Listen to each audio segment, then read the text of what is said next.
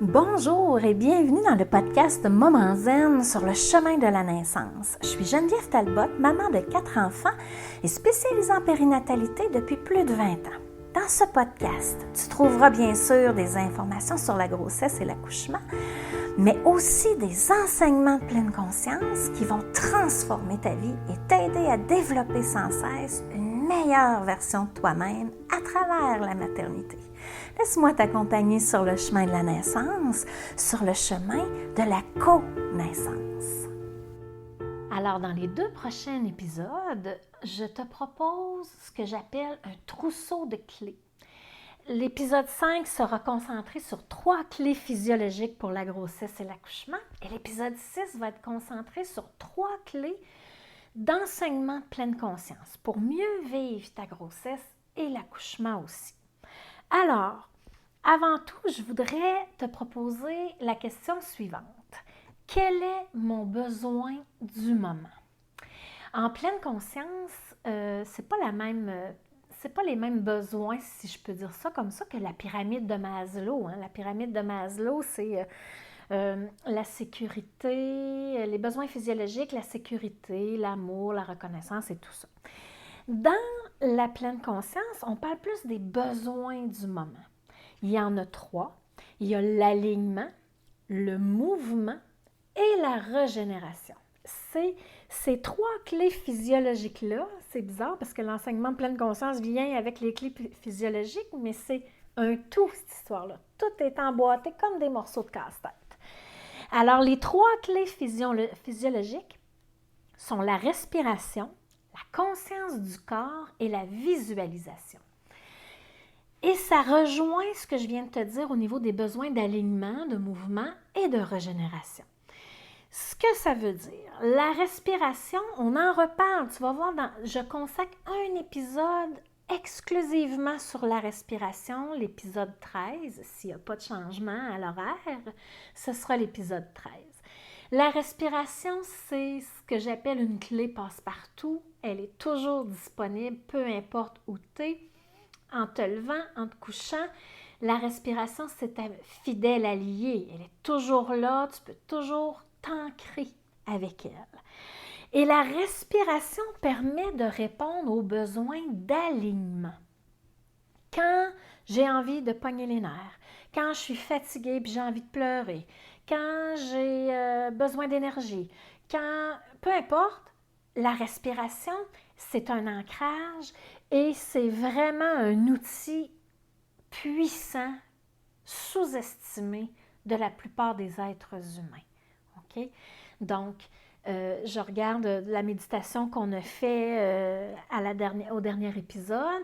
On a observé juste un petit peu le souffle. On va y revenir dans d'autres méditations. Mais la respiration, ça nous permet de s'aligner, de revenir calme, de revenir centré pour diriger notre attention exactement là où on veut aller. C'est vraiment un ancrage, c'est aussi c'est un phare, mais c'est surtout un ancrage. Donc, ça veut dire, c'est un moment que tu prends pour observer ta respiration, te ramène dans le moment présent. C'est un ancrage à l'instant présent et ça, instant après instant. Et c'est vraiment, ça répond vraiment aux besoins d'alignement. L'alignement, là, vous le savez, tu le sais, quand on est déphasé, on le sent, là. Tu sais, moi, j'ai cette expression-là que je dis souvent. Ah, je ne l'ai pas en tout aujourd'hui. Tu sais, il y a des journées qu'on ne l'a pas, il y a des moments qu'on ne l'a pas, puis qu'on réussit par la respiration à se ramener au moment présent, à se ramener ici et maintenant, puis après ça, on se réaligne vers où on veut aller. Je veux-tu passer une journée de merde, moi, ou si je veux finir ma journée en bonne fréquence, avec une bonne énergie et tout ça. Donc, ma respiration, c'est un ancrage, c'est un pilier dans la pleine conscience, dans toute votre vie, que tu sois enceinte, en postnatal, que tu sois mamie, OK, c'est toute notre vie. La respiration va demeurer notre fidèle allié. Donc, la respiration, c'est le miroir de nos émotions et c'est vraiment un outil puissant pour se ramener centré dans l'axe, à l'intérieur de nous, dans notre meilleure version de nous-mêmes. La deuxième clé, c'est la conscience du corps. La conscience du corps vient rejoindre deux besoins du moment, le mouvement et la régénération. Tu sais, quand on est enceinte, surtout au début de la grossesse, on est fatigué. Notre corps construit davantage de cellules sanguines et ça demande une énergie qu'on ne soupçonne pas parce qu'on se dit ça paraît même pas. Et si je réponds à ce besoin de me reposer, mon corps va mieux vivre cette période d'adaptation qu'est le début de la grossesse, le premier trimestre en fait. Donc, la conscience du corps, c'est de répondre aux besoins de régénération quand il y en a besoin. Et c'est aussi de répondre au mouvement quand le corps en a besoin. Tu sais, quand je sens que j'ai besoin de bouger, d'aller prendre une marche, d'aller nager, de faire une activité que j'aime, de jardiner, peu importe, de me mettre en action dans un projet quelconque, c'est aussi la conscience du corps parce que c'est le corps qui commande ce besoin de mouvement-là. Et pendant la grossesse, mouvement et régénération vont se côtoyer tout le temps. Quand je suis fatiguée puis que j'ai un besoin intense de me régénérer puis que finalement je vais faire une marche d'1 heure, je n'ai pas répondu aux besoins du moment. Mais quand je suis régénérée parce que je me suis reposée puis que je file patate puis que ça ne me le dit pas de me lever de mon divan en sachant très bien que ça me ferait tellement du bien d'aller marcher, je ne réponds pas non plus aux besoins du moment qui est de bouger. Mais c'est comme si vous aviez un livre et que vous devez apprendre à lire les instructions. Quand le besoin de se régénérer, de se reposer se présente, tu dois te reposer. Puis si tu le fais pas, c'est OK, mais il y aura des conséquences. OK? Probablement qu'après ça, tu vas être déphasé, tu vas être désaligné, tu repasseras par un moment de respiration pour te dire OK, là, j'ai besoin de me reposer et je choisis consciemment de répondre à ce besoin-là. Mais il n'y a comme pas d'erreur, il n'y a jamais d'erreur. Hein? Si on a besoin de régénération et que je suis dans le mouvement, le corps, à un moment donné, il va parler plus fort. OK? On va avoir plus mal au cœur, on va mal filer, on va être encore plus fatigué. Puis, on n'aura pas le choix, à un moment donné, de prendre le moment de repos que notre corps a besoin. Concernant le mouvement, en prénatal, tous les mouvements sont permis ou à peu près. Là, il peut y avoir quelques exceptions, mais tu fais ce que tu as le goût. Tu peux danser, tu peux marcher. Il y en a qui courent, il y en a qui adaptent leur course, il y en a qui font du ski, peu importe la saison. Tu fais ce que ton corps te demande, mais tu fais aussi ce que tu aimes faire. C'est sûr que si ce que tu aimes faire, c'est de l'équitation, les risques sont plus grands, puis souvent, on ne conseillera pas de le faire. Mais tu sais, c'est quand même des exceptions, puis tu y vas avec ton jugement, avec les recommandations de ton médecin.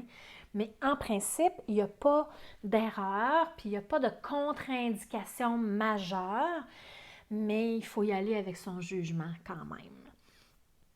Et le mouvement, tu sais, on dit que c'est des clés pour la grossesse et pour l'accouchement. Et dans la période de travail, de contraction et tout ça, le mouvement, il est essentiel. Puis la conscience du corps est essentielle aussi. Si tu as bien appris à lire ton corps, à lire ton besoin du moment pendant la grossesse, ça va être merveilleux pendant l'accouchement. Parce que si ton corps te commande de te pencher en avant, tu vas te pencher en avant, ça va se faire tout seul. Si ton corps te commande de marcher, de faire du ballon, tu sais, de bouger ton bassin, tu vas le faire parce que bébé, il va faire son chemin de naissance à l'intérieur de toi, puis ça va commander de l'intérieur. Casse-toi pas la tête, ça va venir. Mais, comment je dirais, plus tu vas avoir d'expérience, OK, d'acquise dans la lecture du besoin du moment, plus tu vas y arriver aussi à l'accouchement, puis plus tu vas y arriver au fil des expériences, tu vas devenir de plus en plus meilleur. Puis la conscience du corps, ça ne s'acquiert que par l'expérience. Il n'y a pas d'autre façon de le faire, il n'y a pas d'autre façon de le vivre. Puis l'autre à côté, elle en a plus, elle en a moins. Sais-tu quoi? On s'en fout un peu. L'important, c'est toi. Tu pars douter en ce moment avec la conscience du corps que tu as en ce moment et tu fais de ton mieux, tout simplement. La troisième clé physiologique, c'est la clé de la visualisation. Ça peut te paraître un petit peu bizarre que je mette ça dans les clés physiologiques. Physiologique, c'est physique. Mais la visualisation, c'est qui et quoi qui fait ça? C'est ton cerveau. Donc, c'est tout à fait physiologique. On appelle ça les centres supérieurs. Utiliser les centres supérieurs pour moduler la douleur, par exemple, pour l'accouchement, pour se détendre quand on fait des méditations, puis que je vous amène, je sais pas, n'importe quoi, en bateau, en navire, je vous amène à visualiser bébé à l'intérieur de vous. C'est votre cerveau qui fait ça, tout simplement. OK? Alors, la visualisation, ça répond aux besoins de l'alignement. Ce que ça veut dire, c'est la visualisation, c'est la direction dans laquelle je mets mes voiles pour avancer. D'accord? Donc, je visualise mon arrivée. Je visualise l'accouchement, je peux visualiser mon bébé à l'intérieur de moi, je peux visualiser des vagues, je peux visualiser un navire dans la tempête, peu importe. Il y a une multitude d'images que tu vas pouvoir visualiser. Les épisodes 32 et 33, s'il n'y a pas de changement, ce sera une explication complète de c'est quoi les images. Je vais te donner des exemples concrets à ce moment-là, puis je vais même te faire une visualisation. Et les images, pourquoi c'est important? C'est beaucoup pour l'accouchement. Parce que les images vont être là pour soutenir ta vigilance durant la contraction. Les images mélangées ou fusionnées avec ta respiration vont te donner une puissance de présence pour les contractions que tu vas vivre, pour tout ton processus d'accouchement et de naissance. Et l'idée, c'est de se créer des images en prénatal, parce que là, il faut comprendre quelque chose. Si on ne crée pas les images en prénatal, elles ne viendront pas pendant le travail. Parce que pendant le travail, le petit ego, là, le petit discours intérieur qui ne nous lâche pas, le hamster qui est dans notre tête et qui nous dit « OK, je suis juste à 2 cm, je ne sais pas ce que ça va être à 10 cm, mais c'est sûr, je ne passerai pas au travers. » Puis souvent, les peurs embarquent. Alors, on a besoin d'être soutenu par notre souffle. Et souvent, les images viennent chercher le subconscient, viennent chercher un apaisement, puis notre cerveau reptilien pour survivre, pour passer à travers l'intensité du travail. Alors, je t'invite éventuellement à écouter les capsules 32 et 33 sur les images, puis voir qu'est-ce que ça peut être et qu'est-ce que tu peux trouver comme image, tout simplement. Alors, dans la prochaine capsule, je vais te parler de l'observation et de l'accueil et de la désaturation de ton esprit, 3 clés de pleine conscience que tu vas pouvoir utiliser. À tantôt!